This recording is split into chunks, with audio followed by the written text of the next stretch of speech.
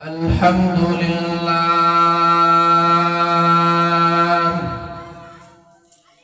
الحمد لله وكفى وسلام على عباده الذين اصطفى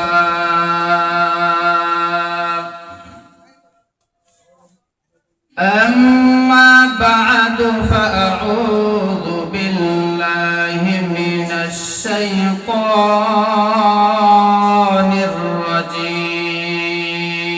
الرجيم بسم الله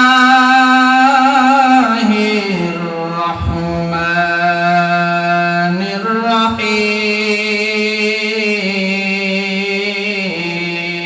الرحيم وقضى ربك ألا تعبدوا إلا إياه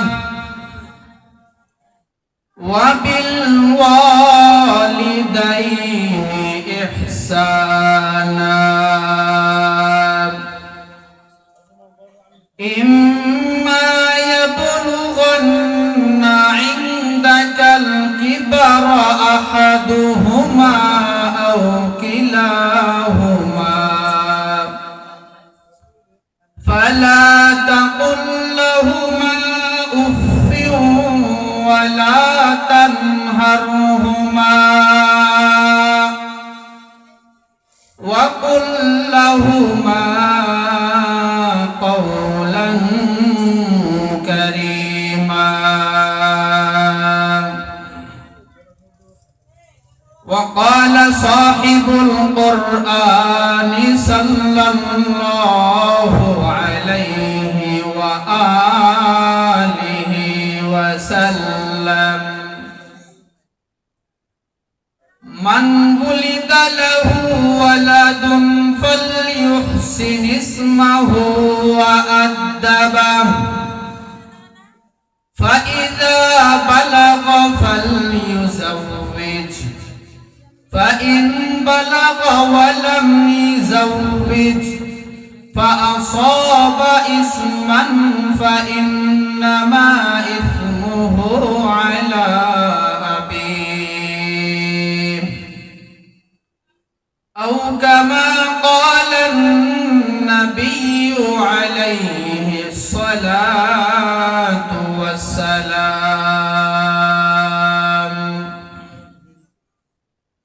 صدق الله مولانا العظيم وصدق رسوله النبي الأمي الكريم ونحن على ذلك من الشاهدين والشاكرين والذاكرين والحمد لله رب العالمين اللهم صل على روح محمد في الأرواح وعلى جسد محمد في الأجساد وعلى قلب محمد في القبور وعلى قبر محمد في القبور सूरज ने दिया अपने शुआओं को ये पैगाम सूरज ने दिया अपने शुआओं को ये पैगाम दुनिया है अजब चीजों को भी सुबह को भी शाम दुनिया है अजब चीज कभी सुबह कभी शाम। दुनिया में हो दुनिया का तलबगार नहीं हो, दुनिया में हो दुनिया का तलबगार नहीं हो। बाजार से गुजर हो खरीदार नहीं हो। बाजिकर शहर चे बीनी दर फरोश است، वलेकिन के याज दर नशीन است। ذکر حق آمد غذائی روح را، مرحمہ مدعی دل مجروح را۔ لا الہ الا اللہ، لا الہ الا اللہ۔ সকলে মোহাব্বতে জোরে জিকির করি। লা ইলাহা ইল্লাল্লাহ, লা ইলাহা ইল্লাল্লাহ, লা ইলাহা ইল্লাল্লাহ, লা ইলাহা ইল্লাল্লাহ, লা ইলাহা ইল্লাল্লাহ, লা ইলাহা ইল্লাল্লাহ, লা ইলাহা ইল্লাল্লাহ, লা ইলাহা ইল্লাল্লাহ, লা ইলাহা ইল্লাল্লাহ মুহাম্মাদুর রাসূলুল্লাহ সাল্লাল্লাহু আলাইহি ওয়াসাল্লাম। আলহামদুলিল্লাহ, সর্বপ্রথম লক্ষ কোটি শুকরিয়া সেই মহান রব্বুল আলামিনের আলিশান দরবারে। ভাই আওয়াজ বাড়ান, আপনি আওয়াজ কমাচ্ছেন কেন? যেই মহান রব্বুল আলামিন ফিতনা ফাসাদের জামানায়, মহামারীর জামানায়, ভাইরাসের জামানায়, দুর্যোগের জামানায়, অভাব অনটনের জামানায়, দুর্ভিক্ষের জামানায়, সংকটের জামানায়, বিপর্যয়ের জামানায় আমাকে আপনাদেরকে দয়া করে, মায়া করে, মহাব্বত করে, ভালোবেসে আমাদের হায়াতকে পর্যন্ত দীর্ঘায়িত করে সুস্থ সবল রেখে দ্বীনি এক মজলিস, দ্বীনি বৈঠক, দ্বীনি জলসার পরিবেশে আসা বসা, আমাকে কিছু কথাবার্তা বলা ও আপনাদেরকে শুনবার মতো তৌফিক দান করেছেন। নিয়ামতের শুকর আদায়তে মুসলমান হিসেবে আওয়াজ উচ্চ কণ্ঠে ইমানের আওয়াজ উঁচু করে সকলে একসাথে সমস্বরে একসাথে সকলেই ভক্তি সহকারে কালিমাতুর শুকর পাঠ করে সকলেই বলে আলহামদুলিল্লাহ। আরেকটু জোরে বলবো আলহামদুলিল্লাহ। আলহামদুলিল্লাহ হলো কালিমাতুর শুকর, এটার মাধ্যমে কৃতজ্ঞতা জ্ঞাপন করা হয়। হাদিসের মধ্যে আছে মানুষেরা যখন এই কালিমাতুর শুকর পাঠ করে যত দূর পর্যন্ত আওয়াজ যায় শয়তান এই সীমানা থেকে ভাগতে বাধ্য হয়। আবার যত দূর পর্যন্ত আওয়াজ যায় তত দূর পর্যন্ত আল্লাহ পাকের রহমত বর্ষণ হতেই থাকে। সুবহানাল্লাহ। এজন্য সকলেই আরেকবার জোরে শুকরিয়া আদায় করব। সকলেই বলি আলহামদুলিল্লাহ। লক্ষ কোটি দরুদ ও সালাম বর্ষিত হোক সেই মহামানবের প্রতি যে নবীকে সৃষ্টি না করলে জগতের কোনো কিছুকেই সৃষ্টি করা হতো না। যে নবী সাইয়্যিদুল মুরসালিন রাহমাতুল লিল আলামিন শফিউল মুজনিবিন সাইয়্যিদুস সাকলাইন আয়ে নামদার মদিনাহ কা তাজদার সাকিয়ে কাউসার শফিয়ে মাহশর, যে নবীর নাম হযরত মুহাম্মদুর রাসূলুল্লাহ। সকলে বলি সাল্লাল্লাহু আলাইহি ওয়াসাল্লাম। মুআজ্জাজ মুহতারাম সম্মানিত উপস্থিতি, আমি আপনাদের সম্মুখে কোরআনুল কারীমের সূরা ইসরা থেকে 53 নম্বর আয়াত পাঠ করেছি। বিশ্ব বিশ্ব নবী, শ্রেষ্ঠ নবী, মহানবী, জিন্দা নবী সাল্লাল্লাহু আলাইহি ওয়া আলিহি ওয়াসাল্লামের অসংখ্য অগণিত অমীয় বাণী পবিত্র হাদিস শরীফ হতে ছোট্ট একটি হাদিস পাঠ করেছি। আমি যে আয়াত পাঠ করেছি, আয়াতের ভিতরে বয়ানের বিষয়বস্তু দুটো। নাম্বার 1, তাওহীদ নিয়ে কিছু কথা, মানে আল্লাহ পাকের একত্ববাদ নিয়ে কিছু কথা আয়াতের শুরুতেই আল্লাহ পাক বলেছেন। নাম্বার 2, দ্বিতীয় নাম্বার হলো আল্লাহ পাক পিতামাতা এবং সন্তানের পরস্পরের কিছু বিধিবিধান নিয়ে আলোচনা করেছেন। আমি তাওহীদ তথা আল্লাহ তাআলার একত্ববাদের উপরে আলোচনা না করে সময় ধরে কাটায় চলে যতক্ষণ পারি সন্তান ও পিতামাতার পরস্পরের বিধিবিধান সম্পর্কে আলোচনা করতে চাই। আপনারা শুনবেন? জোরে বলেন, শুনবেন? এটা আমার কাছে যুগের চাহিদা অনুযায়ী মনে হয়, কারণ সব জায়গায় এক আওয়াজ, সন্তান পিতামাতার কথা অনুযায়ী চলে না, তাই না? সব জায়গায় সব জেলায় একই কথা, যে সন্তান পিতামাতার কথা অনুযায়ী চলে না কেন?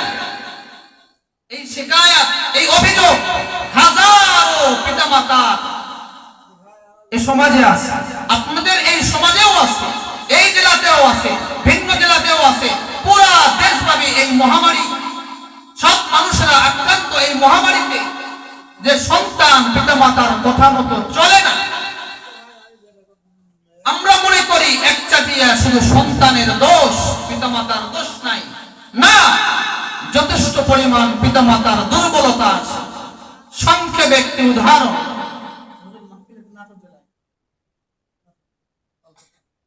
এই নাটোর জেলায় লালপুর থানা, মনে করেন আপনাদের এই লালপুর থানার কোন টাকাওয়ালা মাস্টার সে মনে মনে সিদ্ধান্ত নিল, আমার টাকা পয়সার অভাব নাই, আমার সন্তান অমুক কলেজে পড়ে, আমার ছেলে মেয়ে অমুক কলেজে পড়ে, অমুক কলেজে আরো সমাজের 10 বাবার 10 সন্তান পড়ে, আমার সন্তান ভিন্ন ভিন্ন গরিবদের সন্তানের মতো স্কুল কলেজে যাবে না, এটা মানা যায় না। ম্যাডামের সাথে বাড়িতে পরামর্শ করলো যে আমার সন্তান, আমার ছেলে মেয়ের জন্য আমি প্রাইভেট গাড়ির ব্যবস্থা করতে চাই, পার্সোনাল ড্রাইভার থাকবে আমার ছেলে মেয়ের জন্য। আম্মা জান চার দেওয়ালের ভিতরের অবস্থা দেখেই সিদ্ধান্তের উপরে রায় পেশ করে দিলেন, হ্যাঁ করুন বাবা, এবার সন্তানের জন্য প্রাইভেট গাড়ির ব্যবস্থা করেছি, পার্সোনাল ড্রাইভার রেখেছি। যেহেতু স্কুল কলেজ একটু দূরে, যোগাযোগের অজুহাতে বাবা সুন্দর এক স্মার্টফোন আমার যুবক বন্ধুর হাতে, সুন্দর এক স্মার্টফোন আমার যুবতী বোনের হাতে উঠায় দিয়েছেন, যে বাবার সাথে তার যোগাযোগ করতে হবে। যথেষ্ট বুদ্ধিমান আমার ভাই, যথেষ্ট যুক্তিমান আমার যুবক বন্ধু, যথেষ্ট বুদ্ধিমতী আমার বোন মোবাইলটা খুলে দেখে দুটো সিম রাখার জায়গা বড় চমৎকার। দুটো সিম বাজার থেকে কিনেছে, দুটো সিম কিনেছে। প্রথম সিম দিয়ে পিতা মাতার সাথে যোগাযোগ যতক্ষণ বাবা মার নাগালে থাকে ততক্ষণ ওই সিমটা ওপেন করে রাখে, আর যখন বাবা মার নাগালের বাইরে চলে যায়, স্কুল কলেজে যায়, টাটা দিয়ে বলে যায় আব্বু আম্মু তোমরা বাসায় থাকো, পিতামাতার সাথে সংযোগ সিমটা বিচ্ছিন্ন করে বয়ফ্রেন্ড গার্লফ্রেন্ডের সাথে যেই সিম দ্বারা সংযোগ করে যোগাযোগ করে ওই সিমটা ওপেন করে ওয়াল টাইম কথা বলতে থাকে। তাহলে সন্তান এই যে পিতামাতার সাথে ধোঁকা দিয়ে বয়ফ্রেন্ড গার্লফ্রেন্ডের সাথে অবৈধ সম্পর্ক করতেছে, সন্তান বাসায় ফিরবে বিকাল 4টায়, রাত 8টা বাজে সন্তানের কোনো খবর নাই। বাবা মসজিদের হুজুরের কাছে যায় যে হুজুর একটু দোয়া করেন, আমাদের কাছেও এরকম মানুষের সংবাদ আসে, দোয়া চায় যে সন্তান কোথায় গেল, নাকি হিজরত করে কোথায় চলে গেল, সন্তানকে পাই না। এই সন্তান যে হারালো, এই সন্তান যে খারাপ হলো, শুধু একচাটিয়া সন্তানের দোষ। একটু কথা বলতে হবে আমার সাথে। শুধু কি এখানে সন্তানের দোষ না, যথেষ্ট পরিমাণ দুর্বলতা পিতামাতার আছে। বর্তমান সমাজে একটা স্লোগান চলছে, দেশ বাঁচাও সমাজ বাঁচাও। এই স্লোগানটা দেওয়ার আগে আরেকটা স্লোগান যদি আমি আপনি দিতে পারি, দেশ সমাজ এমনিতেই বেঁচে যাবে। সেটি হলো, হে সন্তানের পিতামাতা, তুমি তোমার সন্তানকে বাঁচাও। হে সন্তানের পিতামাতা, তুমি তোমার সন্তানকে মদের আড্ডা থেকে বাঁচাও। হে সন্তানের পিতামাতা, তুমি তোমার সন্তানকে জুয়ার আড্ডাখানা থেকে বাঁচাও। হে সন্তানের পিতামাতা, তুমি তোমার সন্তানকে ভ্যালেন্টাইন্স ডে নামক বেশ্যারিবাস থেকে বাঁচাও। হে সন্তানের পিতামাতা, তুমি তোমার সন্তানকে এপ্রিল ফুল নামক ল্যাংটা বেহায়াপনা থেকে বাঁচাও। হে সন্তানের পিতামাতা, তুমি তোমার সন্তানকে বখাটে যুবক দুশ্চরিত্রের অধিকারী যুবকের আড্ডাখানা থেকে বাঁচাও। যদি বাঁচাই, যদি আমার সমাজ বেঁচে যাবে। যদি আমি আমার সন্তানকে বাঁচাই, তাহলে আমার সমাজ বেঁচে যাবে। আমার সমাজ বাঁচলেই দেশ এমনিতেই বেঁচে যাবে। কথা বলেন ঠিক কিনা? আর যদি আমি আমার সন্তানকে স্বাধীনভাবে ছেড়ে দেই, যে বাংলাদেশ 1971 সালে স্বাধীন হয়েছে, নাম্বার 2 2024 সালে আবার স্বাধীন হয়েছে, আমার সন্তান স্বাধীন দেশে যা চায় তা করবে, যা মন চায় তা করবে, যদি এমন মনে করেন, তাহলে আপনার সন্তান হবে ঢাকা গুলশানের হামলার আসামি। আপনার টকটকে যুবতী মেয়ে যেটা ছিল, এটা হবে সমাজের টপ লেভেলের এক বেশ্যা। কেন?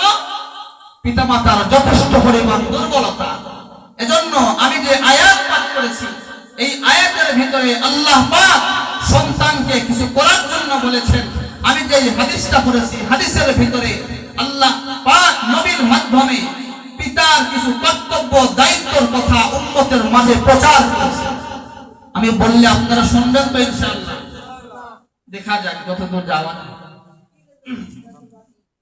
আগে হাদিস থেকে আলোচনা করি, সময় যদি পাওয়া যায় পরে কোরআন থেকে আলোচনা করব ইনশাআল্লাহ। আল্লাহর নবী সাল্লাল্লাহু আলাইহি ওয়া আলিহি ওয়াসাল্লাম বলেন, মান বুলিদা লাহু ওয়ালাদুন ফালইউহসিন ইসমাহু ওয়া আদাবা ফাইযা বালাগা ফালইউযাওবিজ ফাইন বালাগা ওয়া লাম ইউযাওবিজ ফাআসাবা ইসমান ফাইন্নামা ইসমুহু আলা আবিহি। আল্লাহর নবী সাল্লাল্লাহু আলাইহি ওয়াসাল্লাম ডাক দিয়ে বলেন, ও আমার উম্মতেরা, দুনিয়ার ভিতরে যখন কোনো ঘরে কোনো সন্তান জন্মগ্রহণ করবে, যখন কোনো পিতা অথবা যখন কোনো মাতার ঘরে সন্তান জন্মগ্রহণ করবে, তখন এই পিতা এই মাতার জন্য কিছু করণীয় আমি তোমাদের সামনে বলে দিচ্ছি। এক নাম্বার নবী বলেন, ফালইউহসিন ইসমাহু, ওই সন্তানটা ভূমিষ্ঠ হওয়ার পরে সন্তানের সুন্দর একটা নাম রাখবে। সন্তান ভূমিষ্ঠ হওয়ার পরে সুন্দর একটা নাম রাখবে। এটা হলো পিতামাতার উপর দায়িত্ব, এটা হলো পিতামাতার কর্তব্য। এক নাম্বার কর্তব্যের নাম, পিতামাতার যখন সন্তান হবে, সন্তানের সুন্দর একটা নাম রাখতে হবে। কেমন নাম রাখবেন? আল্লাহ পাক কোরআনের এক আয়াতের ভিতরে বলেছেন, কুলিদুল্লাহ আবিদুর রহমান। ও দুনিয়ার মুসলমান, তোমরা আল্লাহকে আল্লাহ বলে ডাকো, অথবা আল্লাহকে ভিন্ন সিফতি নাম ধরে রাখো। সিফতি নাম অনেক আছে, তার ভিতরে আয়াতের ভিতরে আল্লাহ পাক রহমান বলেছেন, অর্থাৎ আল্লাহকে আল্লাহ বলে ডাকো অথবা রহমান বলে ডাকো, দুটাই আল্লাহর নাম। এই আয়াতের ব্যাখ্যা তাফসীরের এক প্রসিদ্ধ কিতাব কোরআনুল কারীমের যতগুলো প্রসিদ্ধ গ্রন্থ এই জমিনের ভিতরে আছে, তার ভিতরে এক প্রসিদ্ধ গ্রন্থের ভিতরে প্রসিদ্ধ গ্রন্থের নাম হলো তাফসীরে মাআরিফুল কোরআন। মাআরিফুল কোরআনের ভিতরে পাকিস্তানের মুফতি আজম মুফতি শফি রহমাতুল্লাহি আলাইহি লিখেছেন, আল্লাহ পাক এই আয়াতের ভিতরে আল্লাহ পাককে আল্লাহ বলে ডাকা অথবা আল্লাহ পাককে রহমান বলে ডাকার কথা বলেছেন। এই জন্য দুনিয়ার কোন সন্তান যখন ভূমিষ্ঠ হবে তখন তার নামের শুরুতে একটা বোন শব্দ বাড়ায় দিবা, অর্থাৎ আব্দুল্লাহ অথবা আব্দুর রহমান।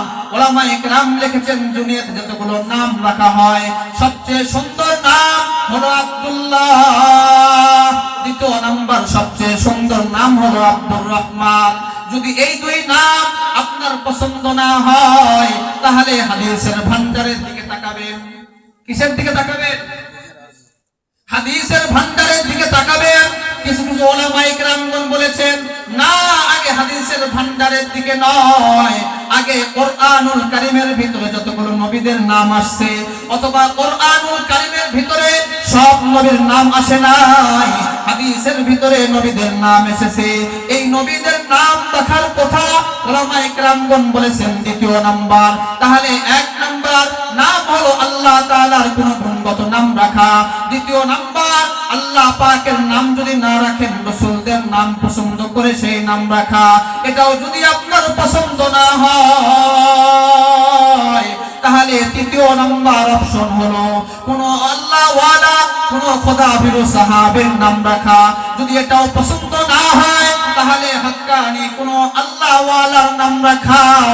যদি এটাও আপনার পছন্দ না হয় তাহলে সুন্দর অর্থবোধক এক নাম রাখা। তাহলে পঞ্চম নম্বরে গিয়ে পড়ল আগের গুলো আপনার পছন্দ না, পঞ্চম নম্বরে উলামায়ে কেরামগণ বলেন যেই নামের অর্থ ভালো এই নামটা তুমি তোমার সন্তানের জন্য চয়ন করবে। তার কারণ উলামায়ে কেরামগণ বলেছেন লিকুল্লি ইসমিন আসিরুন ফিল মুসাম্মা, প্রত্যেকটা নাম যার নামকরণ করা হয় তার ভিতরে প্রভাব ফেলে।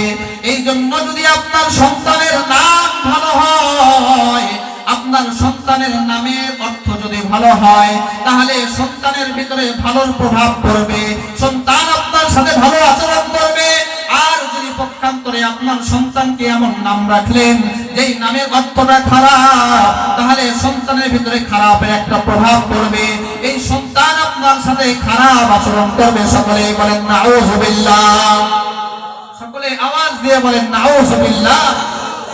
কিন্তু ভাগ্যের নির্মম পরিহাস, কোরআনুল কারীমের ভিতরে কতগুলো নবীর নাম আছে এই নাম পছন্দ হয় না, হাদিসের ভিতরে কতগুলো নবীর নাম আছে এই নাম পছন্দ হয় না, সাহাবায়ে কেরাম 100 লক্ষ সাহাবায়ে কেরাম এই নাম পছন্দ হয় না। হুজুর একটা আনকমন নাম, মানে ওই নাম জীবনে কেউ শুনে নাই। কিছু মানুষের চাহিদা এমন, যদি এমন একটা শব্দ আপনি বানায় দেন যেই শব্দের অর্থ হবে খারাপ একটা অর্থ, মনে করেন পায়খানা, এও যদি একটা আনকমন শব্দ দিয়ে বানায় দেন আর ওই বাবাকে আপনি বোঝায় দেন এই নাম এই সমাজে আর কারো নাই, তাহলে বাবা ওই নামটাই নিজের সন্তানের জন্য চয়ন করবে। কিন্তু নবীজি সাল্লাল্লাহু আলাইহি ওয়াসাল্লাম আল্লাহ পাক উলামায়ে কেরামগণ এই কথা বলেন নাই, বলেছেন যেই নাম বরকতপূর্ণ হবে, যেই নামের অর্থ সুন্দর হবে এমন নাম তুমি তোমার সন্তানের জন্য রাখবে। তাহলে এক নাম্বার পিতা মাতার কর্তব্য সন্তান ভূমিষ্ঠ হওয়ার পরে সন্তানের সুন্দর একটা নাম রাখতে। আমার কথা কি আপনারা বোঝেন? কি বললাম একটু সকলে জবান খুলে বলেন তো। পিতা মাতার এক নাম্বার দায়িত্ব কি বলেন? সকলেই বলেন, জোরে বলেন। নাম রাখা। হ্যাঁ, দ্বিতীয় নাম্বার নবীজি সাল্লাল্লাহু আলাইহি ওয়াসাল্লাম বলেন মান বুলিদা লাহু ওয়ালাদুন ফালইউহসিন ইসমাহু ওয়া আদাবা। সন্তানের নাম রাখলে সন্তান এক পর্যায়ে আস্তে আস্তে বড় হবে, যখন বড় হওয়া শুরু হবে তখন তুমি আদব শিক্ষা দাও, শিষ্টাচার শিক্ষা দাও, সন্তানকে ভালো আচরণ শেখাও। সন্তানকে যদি তুমি খারাপ আচরণ শিখাও। ও দুনিয়ার পিতামাতা, তোমরা ভালো করে শুনে রাখো, সন্তানকে যদি ভালো শিক্ষা না দিতে পারো তাহলে সন্তান তোমার সাথে খারাপ আচরণ করবে। আর সন্তানকে যদি ভালো আচরণ শিখাইতে পারো তাহলে সন্তান তোমার সাথে ভালো আচরণ করবে। সন্তানকে যদি খারাপ শিক্ষা দেওয়া হয় তাহলে সন্তান পিতামাতার সাথে খারাপ আচরণ। সন্তানকে যদি ভালো শিক্ষা দেওয়া হয় তাহলে সন্তান পিতামাতার সাথে ভালো আচরণ করবে। এখানে যতগুলো পিতামাতা আছেন আপনারা সকলেই জবান খুলে বলেন, আপনি আপনার সন্তান থেকে ভালো আচরণের আশা করেন নাকি খারাপ আচরণের আশা করেন? জোরে বলেন।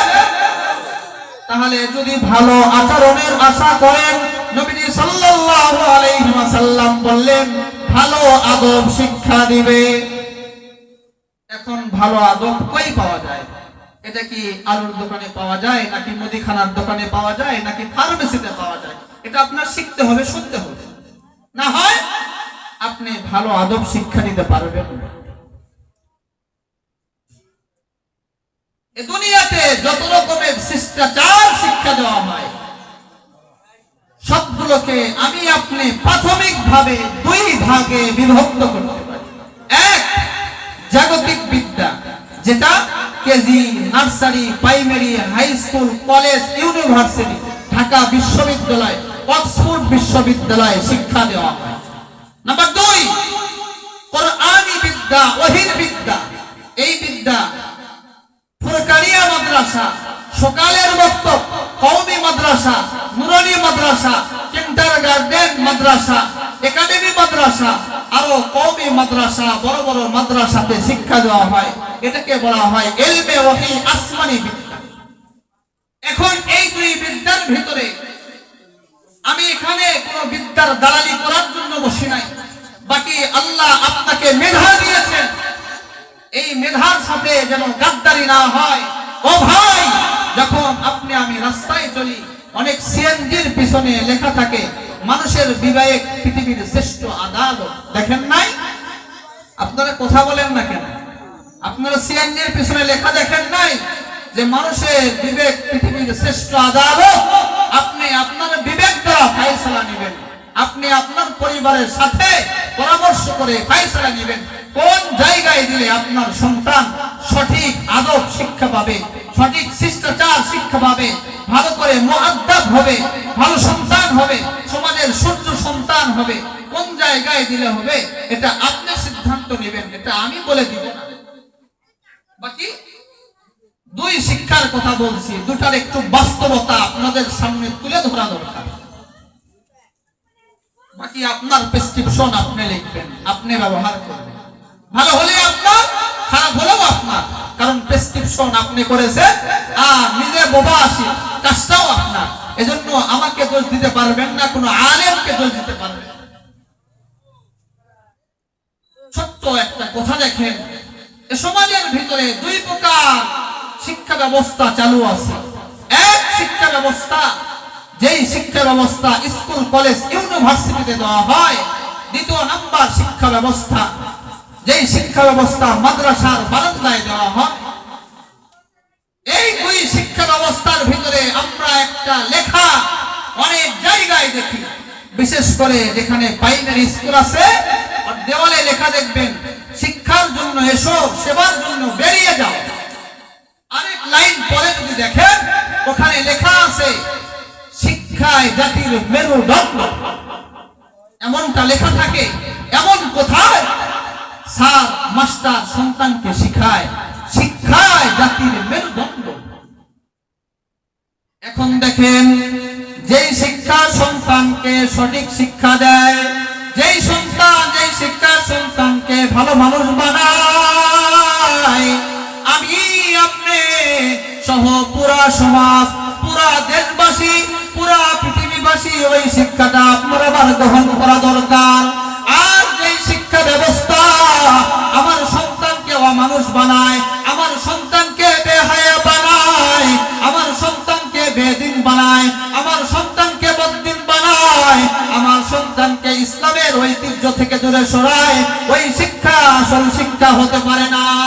তার কারণ যদি কোনো শিক্ষা গ্রহণ করে, কোনো শিক্ষার নাম নিচ্ছে না আমি, এবার আপনি বুঝবেন কাউকে ছোট করে দেখার অবকাশ নাই, সুযোগ নাই। যেই শিক্ষা আপনার কলমের খোঁচায় কোটি টাকার খিয়ানত শেখায়, যেই শিক্ষা অর্জন করলে মানুষের, গরিব মানুষের পেটে লাথি মারা শেখায়, যেই শিক্ষা অর্জন করলে মানুষের গম ডাল চাল তেল রাস্তার নামে যা বরাদ্দ হয় ওটা মেরে খাওয়া শেখায়, আপনার বিবেক যদি বলে ওটা আসল শিক্ষা, আপনি আপনার সন্তানকে নিয়ে গিয়ে ওই প্রতিষ্ঠানে ভর্তি করাবেন। আর যদি বলেন না, যেখানে গেলে আমার সন্তান মানুষের সম্পদ মেরে খাওয়ার সুযোগ আছে, যেখানে গেলে আমার মেয়ে ধর্ষিতা হতে পারে, যেখানে গেলে আমার মা আমার বোন এর অন্যায় খুলে নেওয়া হবে, হাজারো হাজার মা আমার বোন এই দেশে এখন ধর্ষণ হচ্ছে। যদি দেখেন আমার বোন আমার মা আমার মেয়েকে ওই প্রতিষ্ঠানে দিলে ধর্ষিতা হবে, তাহলে ওখানে দিবেন না। যেখানে দিলে ধর্ষিতা হবে না আপনি সেখানে দিবেন। আমার সন্তান ওখানে গেলে কোটি টাকার খেয়ালত করবে, সন্তানকে ওখানে দিবেন না, সন্তানকে সরায় নেবেন। যেই জায়গায় দিলে সন্তান আপনার সেবা করবে, যেই জায়গায় দিলে সন্তান আপনার খেদমত করবে, যেই জায়গায় দিলে আপনার সন্তান শিক্ষা গ্রহণ করে আপনাকে বৃদ্ধাশ্রমে রেখে আসবে না, এমন জায়গায় দিলে। কত মানুষের কপাল পড়া আর কত মানুষ চান কপাল না। আজকেও যখন জুমার নামাজ পড়ে বের হয়েছি, রাস্তায় দেখলাম এক মানুষ শুয়ে আছে, অসুস্থ মানুষ। গত শবে বরাতের রাত, অর্থাৎ শাবান মাসের 14 তারিখ দিবাগত রাত, মোটামুটি একটার সময় ওই রাস্তা দিয়ে আমি যাচ্ছিলাম, দেখি উনি চাচ্ছেন, মানুষের কাছে চাচ্ছেন, গাড়ি থামাইয়া আমার কাছে কিছু খাবার ছিল, ওই মানুষকে আমি দিয়ে আসছি। পরে শুনলাম এই মানুষ ছিল অনেক ধনী মানুষ। বাংলাদেশের ভিতরে যত বড় বিদ্যা আছে, ওই বিদ্যা আছে তার সন্তানকে শিখাইছে। এই দুনিয়াতে তার সন্তান ছেলেও আছে মেয়েও আছে। এই কথা আজ জুমার নামাজের পরে শুনলাম। এক মানুষ চোখের পানি ছেড়ে দিয়ে বলছে, হুজুর আমরা বড় বিপদে আছি, এই মানুষটা এখানে আমাদের কাছে আছে, আমরা তাকে উদ্ধার করতে পারতেছি না। কোন বৃদ্ধাশ্রমে যদি রাখতে চাই, ন্যাশনাল এনআইডি কার্ড চাই, ভোটার আইডি কার্ড চাই, কার ভোটার আইডি কার্ড আমরা দিতে পারি নাই, 10,000 টাকা চাই। আমাদের কমিশনার সাহেব, আমার মসজিদের উনি হলেন সভাপতি, উনি 10,000 নয় 1 লক্ষ টাকা হলেও দিতে রাজি, কিন্তু এনআইডি কার্ড নাই, বৃদ্ধাশ্রমে তাকে নেওয়া হবে না। কমিশনার সাহেব সহ মুসল্লিরা অনেকেই ওই যেই মানুষ শুয়ে আছে তার সন্তানের কাছে গেছে। অনেক বড় বিল্ডিং, বলল 5-7 তলা এক বিল্ডিং, ওখানে মেয়ে থাকে, ওখানে ছেলে থাকে। যাওয়ার পরে বলছেন, আপনার পিতামাতার দায়িত্ব আপনাদেরকে নিতে হবে না, শুধু ওনার ন্যাশনাল এনআইডি কার্ডটা আমাদেরকে দেন, আমরা একটু বৃদ্ধাশ্রমে রেখে আসি। রাস্তায় পড়ে আছে, এই দিক দিয়ে যত মানুষ যায় আমাদেরকে লানত দেয়, অভিশাপ দেয়। সন্তানেরা অস্বীকার করেছে যে না, এটা আমার পিতা না। ছেলেও অস্বীকার করেছে, মেয়েও অস্বীকার করেছে, বলেন এটা আমার পিতা না। চিন্তা করেন, এই মানুষ বাংলাদেশের যত বড় বিদ্যা আছে সব বিদ্যা নিজের সন্তানকে শিখাইছে, ওই সন্তান আজ নিজের পিতাকে অস্বীকার করা শুরু করেছে। শুধু ওখানেই বিষয়টা ক্ষান্ত না, আপনিও যদি এমন করেন আপনার সাথে আপনার সন্তান করবে না, কি গ্যারান্টি আছে? এজন্য চালাক বাঙালি মুসলমান একটু ফিকির করবেন, আপনি আপনার সন্তানকে দিয়ে কি চান এটা একটু ফিকির করে দিবেন। আল্লাহ, তাহলে যে সন্তান নিজের পিতাকে অস্বীকার করা শেখায়, যেই শিক্ষা মানুষকে নিজের পিতামাতার সাথে খারাপ আচরণ করতে শেখায়। কয়েকদিন আগে বগুড়া কর্ত পেপারের ভিতরে একটা নিউজ পড়েছি, সন্তান ক্ষমতার লোভে নিজের বাবাকে জবাই করেছে। এত বড় নিষ্ঠুর সন্তান ক্ষমতার জন্য, টাকার জন্য নিজের বাবাকে জবাই করেছে। এই সন্তানটা কোন আপনি নিজে সিদ্ধান্ত নেবেন যে এই সন্তান কি মাদ্রাসা পড়ুয়া নাকি এই সন্তান স্কুল কলেজ পড়ুয়া। এটা আপনি সমাজের দুটো দৃষ্টান্ত দেখে আপনি সিদ্ধান্ত নেবেন। স্কুলকে শুরু করে দেখার অবকাশ নাই, তার কারণ যদি জাগতিক বিদ্যা অর্জন না করি, স্কুল কলেজে না পড়ি, তাহলে এই সমাজে চলা যাবে না। কয়েকদিন আগেও আমার এক মুসল্লি আমার সাথে পরামর্শ করতেছেন যে হুজুর আমার সন্তানকে আপনি যেই মাদ্রাসায় আছেন ওই মাদ্রাসায় দিবেন। আমি বললাম এটা কি আপনার সিদ্ধান্ত নাকি আপনি আমার সাথে পরামর্শ করার জন্য আসছেন? উনি বললেন পরামর্শ করতে চাই। আমি বললাম পরামর্শ করলে সিদ্ধান্ত আমার পক্ষ থেকে হবে। সেটা হলো আপনার সন্তানকে অল্প কিছু দিন শিক্ষার ব্যবস্থা করে দেন। এটা কোন নুরানি মাদ্রাসায় হোক। তো উনি বললেন আমার সন্তান আলহামদুলিল্লাহ পুরা কোরআন কারীম হিফজ করেছে, সকলে বলেন আলহামদুলিল্লাহ।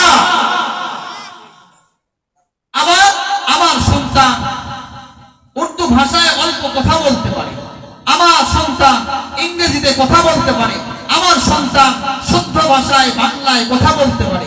তা আমি ওনাকে বললাম আপনার সন্তানকে ভালো মানের প্রাইমারিতে ভর্তি করে দেন, এটা আপনার সন্তানের জন্য ভালো হবে। ওই মানুষের চোখের জায়গা ছুঁয়ে মাথা উপরে গেছে, চিন্তা করে হাই আমি হুজুরের সাথে পরামর্শ করি সন্তানকে ভর্তি করাবো মাদ্রাসায়, আর উনি বলে যে সন্তানকে মাদ্রাসায় না স্কুলে পাঠাবে। আমি ওনাকে ডাক দিয়ে বললাম ভাই আপনি যেই মন মেজাজের মানুষ, আপনাকে আমি দীর্ঘদিন ধরে চিনি, আপনার এই ঘরের ভিতরে একজন জাগতিক বিদ্যা অর্জনকারী সন্তান দরকার। আপনার সন্তান এই দেশের বড় এক ডাক্তার হিসেবে আমরা দেখতে চাই, যেন চিকিৎসার জন্য কোন হিন্দুর কাছে আমার সিরিয়াল না ধরতে হয়। আপনার সন্তানকে এই দেশের বড় এক সাংবাদিক হিসেবে আমরা দেখতে চাই, যেন কোন সাংবাদিক মুসলমানদেরকে ছোট করে কোন নিউজ না করতে পারে। আমি আপনার সন্তানকে এই দেশে কোন নেতার জায়গায় দেখতে চাই, আপনার সন্তানকে আমি সংসদের আসনে দেখতে চাই, যেন ওই সংসদটা কোনো বেঈমান কোনো কুলঙ্গার দখল করতে না পারে। ওই মানুষ ভাবতেছে যে হুজুর আপনার কথা যুক্তি আছে, আপনার লজিক ঠিক আছে, বাকি আমি সিদ্ধান্ত নিয়েছি যে মাদ্রাসায় দিব। হ্যাঁ মাদ্রাসায় দিবেন, ভালো কথা, মাদ্রাসায় পড়তেই হবে, আলেম হতেই হবে, এটা ফরজ, তেমন কিছুই না। ওই মানুষটা বলতেছে হুজুর যেটা আপনাদের আমাদের অনেকের ধারণা যে শুধু গরিবদের সন্তান মাদ্রাসায় পড়ে, এটা অনেক মানুষ ধারণা করে না।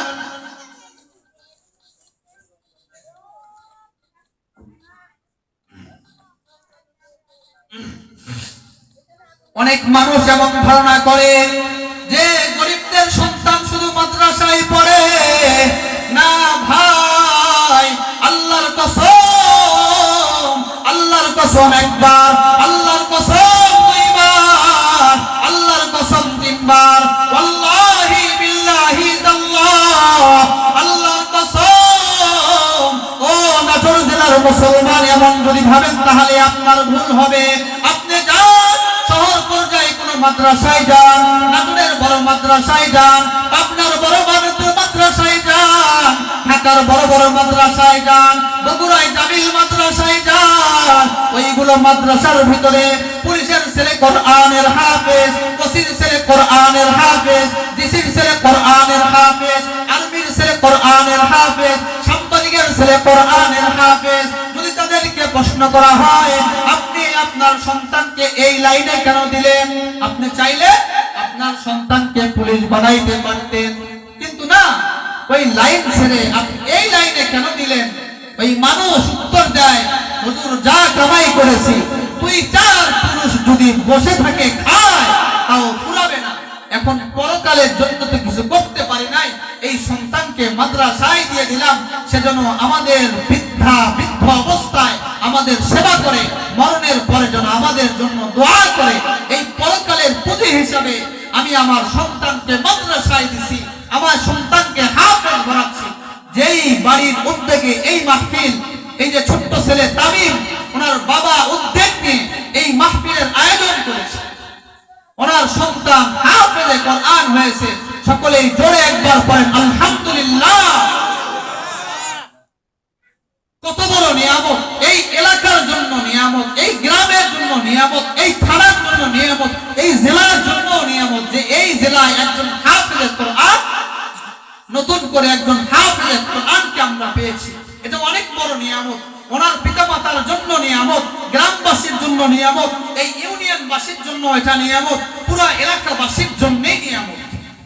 অনেক ফজিলত যদি সন্তানকে দ্বীনি শিক্ষায় শিক্ষিত করে তাহলে অনেক ফজিলত, শুধু দুনিয়াতে না। মানুষ মনে করে যে হুজুর হলে খাবে কি?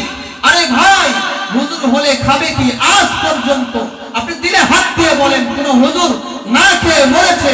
আপনি যদি দেখাইতে পারেন, স্টেজ থেকে কান ধরে নেমে যাবো, আর জীবনে কোনোদিন বয়ান করবে কোন হুজুর না খায় মরে নাই। আমি গত সপ্তাহে আমার কয়েক ছাত্রকে জিজ্ঞাসা করেছিলাম যে এই 7 দিন যে মাদ্রাসার খাবার তোমরা গ্রহণ করলে, সত্য কথা আল্লাহ পাকের কসম দিয়ে বলবে, তোমার বাড়িতে তোমার জন্মের পর থেকে নিয়ে আজ পর্যন্ত এরকম লাগাতার এই 7 দিন এত সুন্দর খানার আয়োজন হয়েছে, তুমি তোমার জবান দিয়ে বলো। একাধিক তালেব ইলম মোটামুটি 10 জনকে জিজ্ঞাসা করেছি, না কেউ স্বীকার করতে পারে নাই। আমিও দিলে হাত দিয়ে বলছি, এত সুন্দর খানা আমার বাড়িতেও রান্না হয় না। আর আপনি বসে আপনার ক্যালকুলেটরে, আপনার মাথায়, আপনার জবানে, আপনার কম্পিউটারে হিসাব মিলাইতে পারেন না হুজুর হলে খাবে কি? আরে ভাই, খাবারের দায়িত্ব তো আল্লাহ পাক আপনাকে বানায় নাই, আপনাকে দায়িত্ব দেয় নাই। আবার আপনি তো আমাদের দেশের খাদ্যমন্ত্রীও না, তাহলে আপনি কেন টেনশন করেন? হাফেজে কোরআন সম্পর্কে আল্লাহ নবী সাল্লাল্লাহু আলাইহি ওয়াসাল্লাম অনেকগুলো হাদিস বলেছেন। সবগুলো হাদিস আপনাদের খেদমতে পেশ করা সম্ভব নয়।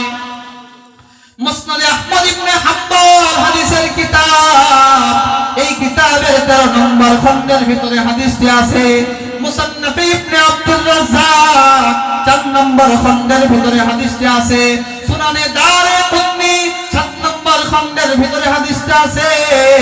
মুসনাদে আহমদ ইবনে হাম্বলের পুরাতন নুসখা যেটা আছে 4 নম্বর খণ্ডের ভিতরে হাদিসটা আছে। আল মুজামুল মুফারহাস এই কিতাবের 2 নম্বর খণ্ডের ভিতরে আছে।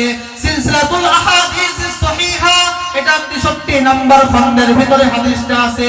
হাদিসটা মুসলিম শরীফের মধ্যেও আছে, হাদিসটা বুখারী শরীফের মধ্যেও আছে, হাদিসটা আবু দাউদ শরীফ প্রথম খণ্ডের ভিতরেও আছে। আল্লাহর নবী সাল্লাল্লাহু আলাইহি ওয়াসাল্লাম বলেন, ইমাম আবু দাউদ রাহমাতুল্লাহি আলাইহি কিতাবুল ইলমের ভিতরে 1664 নম্বর হাদিস হিসেবে উনি ওনার কিতাবের ভিতরে লিপিবদ্ধ করেছেন। আল্লাহ নবী সাল্লাল্লাহু আলাইহি ওয়া আলিহি ওয়াসাল্লাম বলেন, ইকালু লি সাহিবিল কুরআন ইকরা ওয়াত্তাকি ওয়ারাত্তিল কামা কুনতা তুরাত্তিলু ফিদ দুনিয়া ফা ইন্না মানজিলাতাকা ইনদা আখিরিল আয়াতি তাকরাউহা। আল্লাহর নবী সাল্লাল্লাহু আলাইহি ওয়াসাল্লাম এই হাদিসটা অনেক বড় করে বলেছেন। আমি শেষের ছোট্ট একটা অংশ আপনাদের খেদমতে পেশ করলাম। আল্লাহর নবী সাল্লাল্লাহু আলাইহি ওয়াসাল্লাম বলেন, হাসরের ওই কঠিন দিন, যেই দিন মানুষেরা নাফসি নাফসি বলে কান্না করবে, যেই দিন মানুষেরা অনেক কষ্টের সময় পার করবে, ওই সময় আল্লাহ পাক হাফেজে কোরআনকে ডাকবেন। ডাকার পরে ওনার পিতামাতাকেও ডাকবেন। ডাকার পরে এমন একটা সুন্দর মুকুট পরিধান করায় দিবে, যেই মুকুটের এমন আলো হবে, আজকে আমাদেরকে সূর্য তাপ দেয় 9 কোটি 30 লক্ষ মাইল দূর থেকে। সূর্যের 12টা মুখ আছে, একটা মুখের পিঠটা শুধু জমিনের দিকে দেওয়া, তার কারণে পুরো পৃথিবী আলোকিত হয়ে যায়। আল্লাহর নবী সাল্লাল্লাহু আলাইহি ওয়াসাল্লাম বলেন, ওই দিন এই পুরো সূর্যের আলো যতটুকু হবে, সূর্যের 12টা মুখ খুলে দেওয়া হবে। পুরো সূর্য অনেক দূর থেকে তাপ দেয়। এই সূর্য যদি ছোট্ট একটা ঘরের ভিতরে আবদ্ধ করা হয়, আবদ্ধ করাই যাবে না। তার কারণ ভৌগোলিক তত্ত্ব হলো এই সূর্য এই দুনিয়া থেকে 13 লক্ষ গুণ বড়। আল্লাহর নবী সাল্লাল্লাহু আলাইহি ওয়াসাল্লাম বোঝাবার জন্য বলছেন, ছোট্ট একটা ঘরে যদি সূর্যের বিশ্বের সব আলো দেওয়া হয়, যে পরিমাণ আলোকিত হবে এই পরিমাণ আলোকিত একটা মুকুট সম্মানী হাফেজে কোরআনের পিতামাতাকে দেওয়া হবে। সকলে বলেন সুবহানাল্লাহ, আরো ধরে পড়েন সুবহানাল্লাহ। তাহলে এই গ্রামের এই ছোট্ট ছেলে তামিম যে হাফেজ হয়েছে, ওনার পিতামাতাকে হাসরের ওই কঠিন দিন যেদিন আমি আপনি কোন দিকে যাব রাস্তা খুঁজে পাবো না, ওই সময় ওনার পিতামাতাকে নূরের মুকুট পরানো হবে, যেই মুকুটের আলো সূর্যের আলো থেকেও বেশি হবে। এরপরে আল্লাহ নবী সাল্লাল্লাহু আলাইহি ওয়াসাল্লাম বলেন,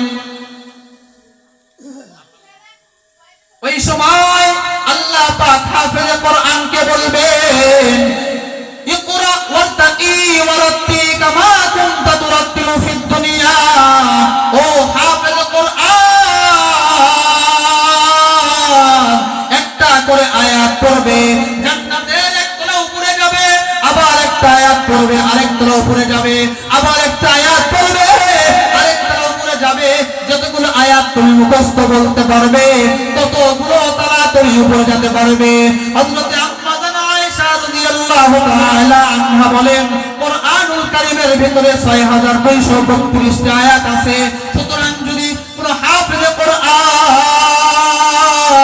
কোরআনুল কারীমের শুরু থেকে নিয়ে শেষ পর্যন্ত তেলাওয়াত করতে পারে, তাহলে আল্লাহ পাক তাকে ৬২৩২ তলা বিশিষ্ট জান্নাত দান করবেন। সকলে বলেন সুবহানাল্লাহ। আরে ভাই, যেই মানুষ বিয়ে করতে চায় না তার কাছে গিয়ে সুরসুরানি কিছু গল্প শোনাতে হয়, বিয়ে করলে এই ফায়দা ওই ফায়দা। যেই মানুষ সন্তানকে মাদ্রাসায় দিতে চায় না তার কাছে এই সুরসুরানি হাদিসের গল্প শোনাতে হয়। নিয়ত করেন আপনি আপনার সব সন্তানকে মাদ্রাসায় দিবেন, ঠকবেন না। আল্লাহ আমাকে মাদ্রাসায় পড়ায়া ঠকায় নাই, কসম করে বলছি, ঠকি নাই, ঠকি নাই, ঠকি নাই। আমার বাবা আলেম, আমার বংশ গোষ্ঠীর ভিতরে প্রায় সবগুলো আলেম, কারো মুখে কোনোদিন আফসোসের শব্দ শুনি নাই, পরিবারেও কোনোদিন তেমন অভাব অনুভব করিও নাই।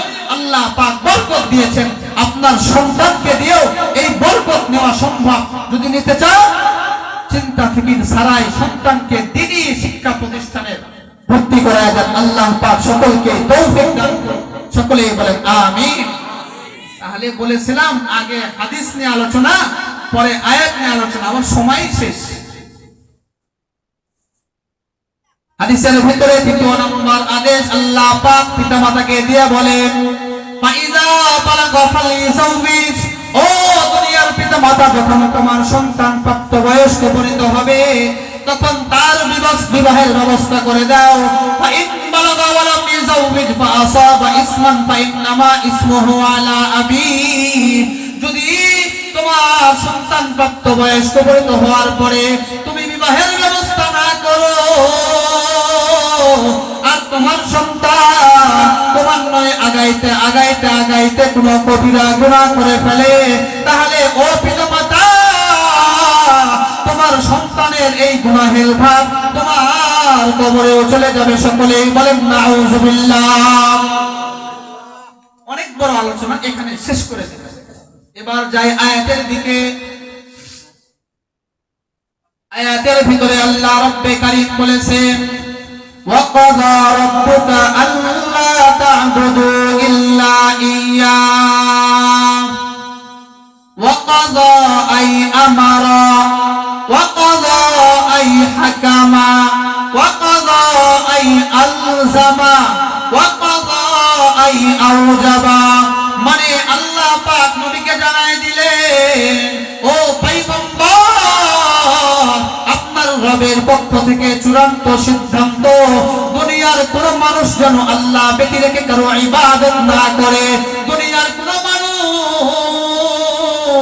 আল্লাহ ব্যতি রেখে যেন কারো ইবাদত না করে, তারা যেন মূর্তির ইবাদত না করে, তারা যেন গির্জার ইবাদত না করে, তারা যেন যিশুর ইবাদত না করে, শুধুমাত্র একমাত্র আল্লাহ পাকের ইবাদত করে। এটা আমার আলোচনার বিষয় নয়। নাম্বার 2, وَقَضَى رَبُّكَ وَبِالْوَالِدَيْنِ إِحْسَانًا। হে পয়গম্বর, আপনার রবের পক্ষ থেকে চূড়ান্ত সিদ্ধান্ত, দুনিয়াতে প্রত্যেক সন্তান যেন পিতা মাতার সাথে ইহসান করে। ইহসান কি করে? করেন সবাই বলেন, সবাই বলেন কি করবে? সন্তান পিতা মাতার সাথে ইহসান করবে। ইহসান, এখন শুনেন ইহসান কাকে বলে। সংক্ষেপ কথা হলো, ইহসান শব্দের শাব্দিক অর্থ হলো বান্দা দিতে বেশি দাও, নিতে কম নাও। দিতে বেশি, নিতে কম নাও। দিতে বেশি দাও মানে আল্লাহ পাক পৃথিবীর সব সন্তানকে শিখায়া দিচ্ছেন, ও সন্তান, যখন তুমি তোমার পিতা মাতার সাথে কোনো লেনদেন করবা তখন দিতে বেশি দাও, নিতে কম নাও। এই হলো ইহসান শব্দের শাব্দিক অনুবাদ। ইহসানের পারিভাষিক অর্থ কি? বিভিন্ন উলামায়ে কেরাম বিভিন্ন রকম ব্যাখ্যা করেছেন। মুহাদ্দিসিনে কেরাম একরকম ব্যাখ্যা করেছেন, মুফাসসিরিনে হযরতরা ভিন্ন রকম ব্যাখ্যা করেছেন, মান্তিক বিদ্যা যারা গ্রহণ করেছেন দার্শনিকরা ভিন্ন ব্যাখ্যা করেছেন।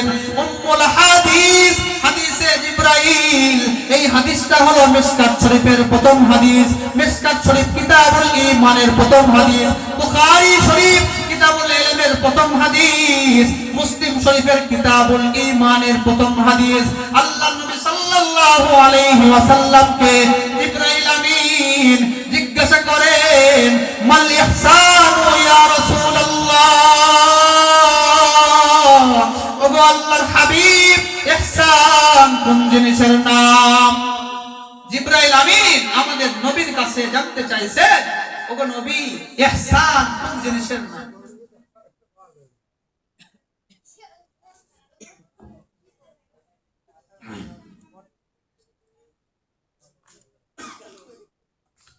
আমাদের নবী সাল্লাল্লাহু আলাইহি ওয়াসাল্লাম জিবরাইল আমিনের এই প্রশ্নের উত্তর দিতে গিয়ে বলেন, ভাই জিবরাইল, আনতা আবুদাল্লাহ কান্নাকা তারাহু ফা ইন লাম তাকুন তারাহু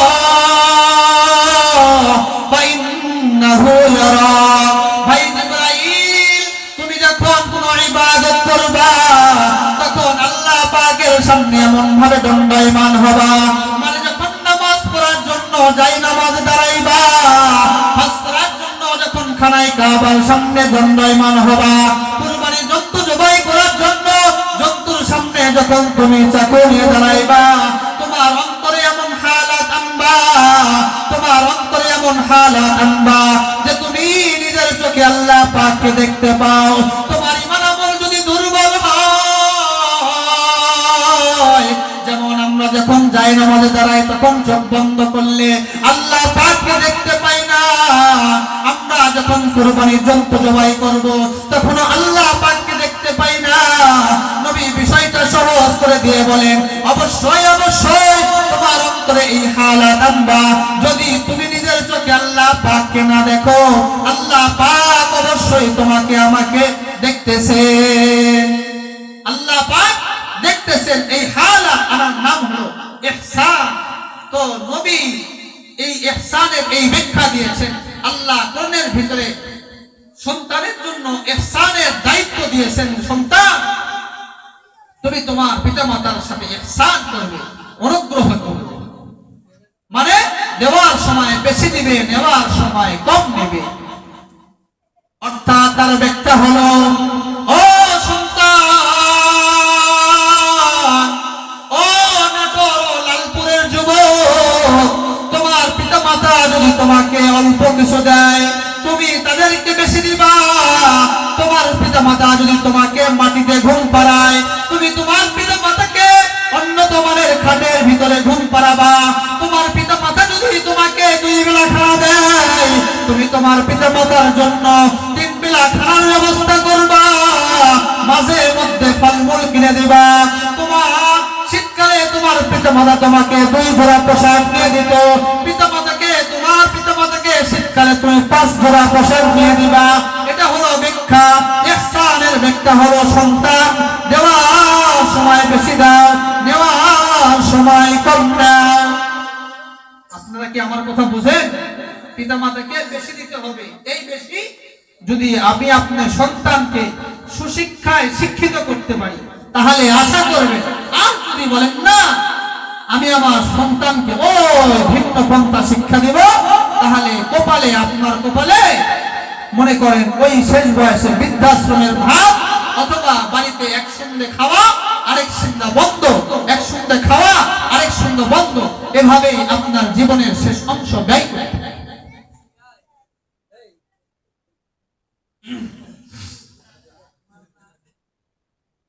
তাহলে পিতামাতার জন্য আল্লাহ পাক সন্তানকে 1 নাম্বার আদেশ করলেন যে ইহসান করতে হবে, ভালো আচরণ করতে হবে, খারাপ আচরণ করলে চলবে না। ভালো আচরণ করার কথা আল্লাহ পাক আয়াতের ভিতরে বললেন। পিতামাতার দোয়ায় অনেক বড় হওয়া যায়, পিতামাতার দোয়ায় অনেক বড় হওয়া যায়। হাকিমুল উম্মাত মুজাদ্দিদুল মিল্লাত আশরাফ আলী থানভী ফারুকী রাহমাতুল্লাহি আলাইহি উনি ওনার মালফুজাতের ভিতরে বলেন পিতামাতার দ্বারা, পিতামাতার খেদমতের দ্বারা, পিতামাতার দোয়ার দ্বারা দীর্ঘনেক হায়াত পাওয়া যায়। উনি ওনার কিতাবের ভিতরে একটা ঘটনা লিখেছেন। পয়গম্বর সুলাইমান আলাইহিস সালাতু ওয়াস সালাম জামানার নবী সুলাইমান নবীর কাছে আল্লাহ পাক ওহী নাযিল করলেন, ওগো সুলাইমান তুমি যদি আমি আল্লাহ নতুন কোন নিদর্শন দেখতে চাও তাহলে সমুদ্রের কিনারায় চলে যাও। সুলাইমান নবী আল্লাহ পাকের আদেশ পাওয়ার পর সমুদ্রের কিনারায় গেছেন, যাওয়ার পরে দেখেন নতুন কোন নিদর্শন দেখা যায় না। এইবার সুলাইমান নবী আল্লাহ পাককে বলেন, ওগো আল্লাহ নতুন কোন নিদর্শন দেখা যায় না। আল্লাহ পাক বলেন সমুদ্রের মধ্যখানে চলে যাও, ওখানে আমি আল্লাহর নিদর্শন দেখতে পাবা।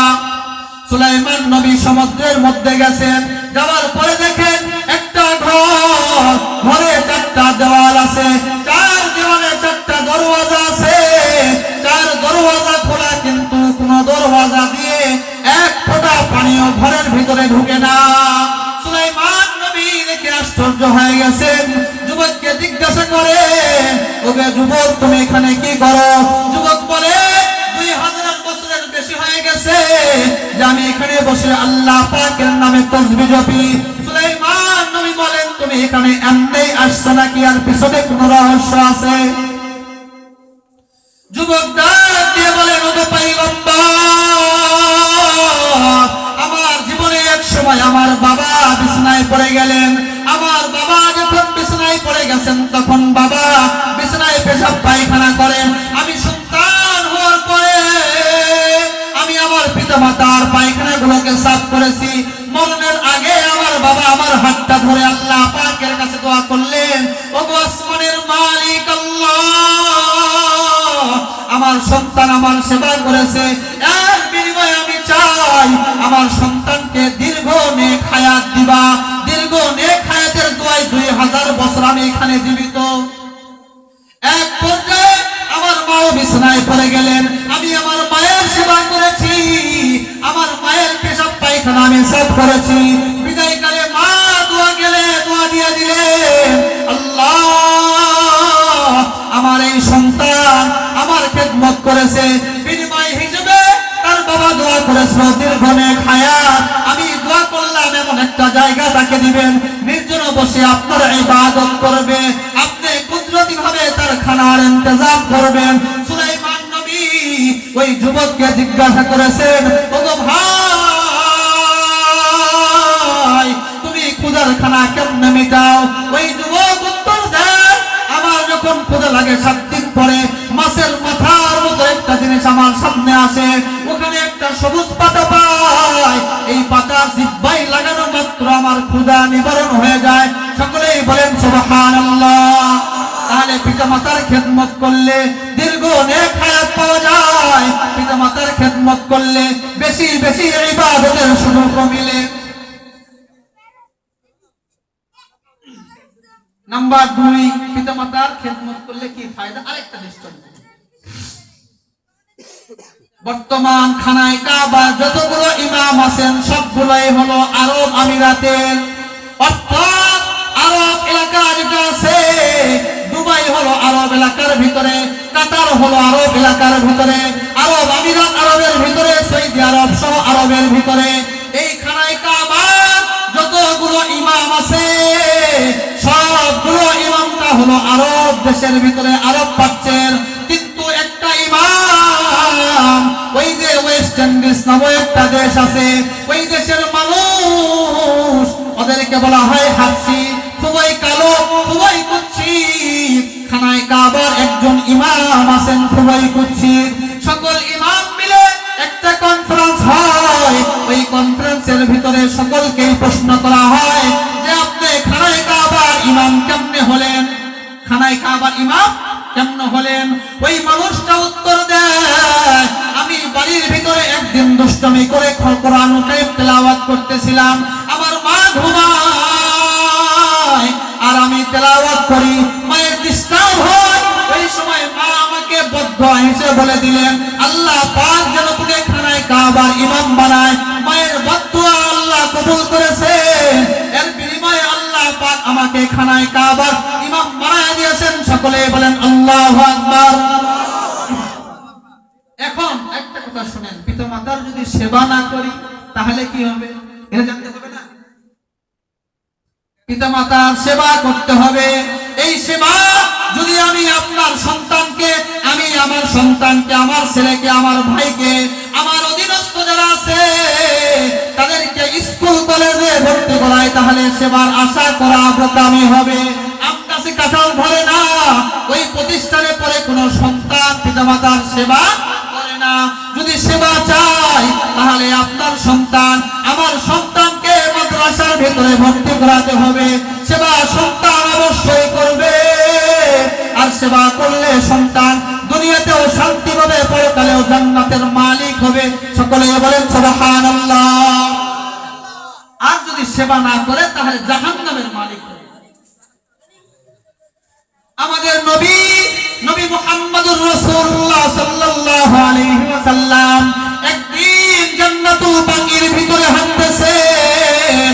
নবী ঘুরে ঘুরে দেখেন সব কবরের ভিতরে মাইয়াতগুলো আরামে আরামে ঘুমায়, কিন্তু একটা কবরের ভিতরে আগুন জ্বলতেছে, আগুন। আল্লাহর নবী আল্লাহ পাককে জিজ্ঞাসা করলেন, ওগো আসমানের মালিক আল্লাহ, এই কবরের ভিতরে আগুন কেন জ্বলে? আল্লাহ পাক জানায় দিলেন, মায়ের বদদুয়ার আগুন। নবী এবার ঘরে ফিরার পর সাহাবায়ে কেরামের জামাতদেরকে বললেন, ওগো সাহাবায়ে কেরাম, অমুক জায়গায় একটা কবর আছে, মাইয়াতের পিতামাতা দুনিয়ায় থাকলে এখানে ডেকে আনো। মাইয়াতের মাকে পাওয়া গেল। নবীজি ওই মাইয়াতের মাকে বললেন, আম্মা জান, আপনি আপনার সন্তানকে মাফ করে দেন, আপনার সন্তানের কবরের ভিতরে আগুন জ্বলতেছে। মা বলেন, নবী আমি আমার সন্তানকে মাফ করব না, তার কারণ আমার সন্তান আমার সাথে বেয়াদবি করেছে। নবী বলেন, আগুন জ্বলতেছে। মা বলে, আমি আমার সন্তানকে মাফ করব না। নবী বারবার দরখাস্ত করতে আছে। মা ডাক দিয়ে বলেন, পয়গম্বর, সেই পুরানো দুঃখের কথা আমাকে মনে করায় দিবেন না। আমি কোনো ভালো কাজ করার জন্য আমি আমার সন্তানকে অর্ডার করেছিলাম, সন্তান করে নাই। এক পর্যায়ে আমার সাথে তর্ক জড়াইয়া আমি মা আমার মাথার ভিতরে লাঠি দিয়ে এত জোরে বাড়ি মেরেছে। আমি মা জায়গায় অস্থির হয়ে পড়ে গেছি, অবেহুশ হয়ে গেছি, বেহুশ হয়ে গেছি, অজ্ঞান হয়ে গেছি। আমার মাথা ফেটে রক্ত বের হয়েছে। অনেকক্ষণ পর আমি হুঁশে আসছি। হুঁশে আসার পরে আল্লাহ পাকের কাছে বদদুয়া করেছি, আল্লাহ আমার সন্তানকে তুমি বড় বিপদে ফেলাবে, কিন্তু আমি মায়ের চোখের সামনে না, মনের পরে ফেলাবে। আল্লাহ দোয়া কবুল করছে। এই মায়ের বদদুয়া, পিতামাতার সাথে খারাপ আচরণ, ফলাফল হিসেবে কবরে আগুন জ্বলতেছে। নবী দেখতেছেন এই মা তো সন্তানকে মাফ করবে।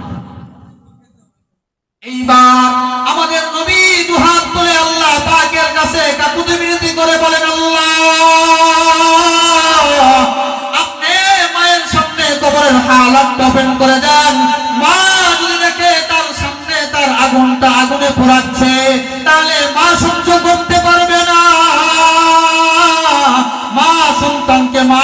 দিবে।